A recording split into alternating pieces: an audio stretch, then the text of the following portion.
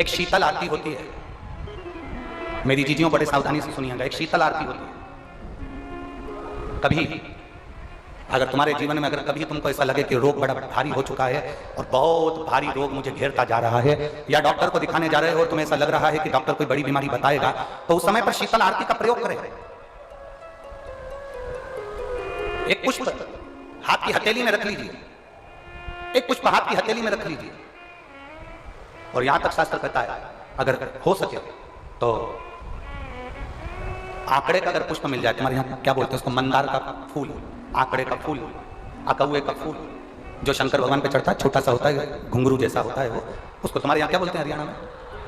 आंख का पुष्प बोलते हैं। आंख का पुष्प मिल जाए तो ज्यादा अच्छा।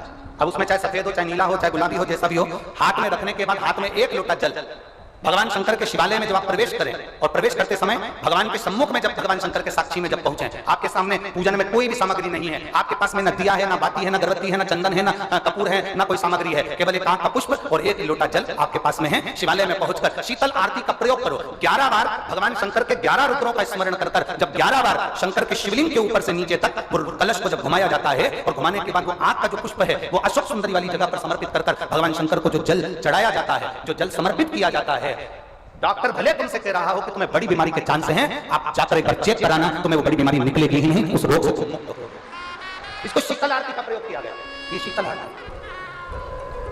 इसको शीतल आरती कहा, शिव की प्राप्ति का, एक रोग से मुक्त होने का। अब आपसे कोई कहे कि ये शीतल आरती का प्रयोग सबसे पहले किसने करा, तो आपको ध्यान लगाना है इस प्रयोग को सोमनाथ जी की कथा का स्मरण करिएगा, सोमेश्वर की कथा का स्मरण करिएगा। आप स्कंद पुराण में, शिव महापुराण में सोमनाथ जी की कथा का स्मरण करिएगा। चंद्रदेव को काया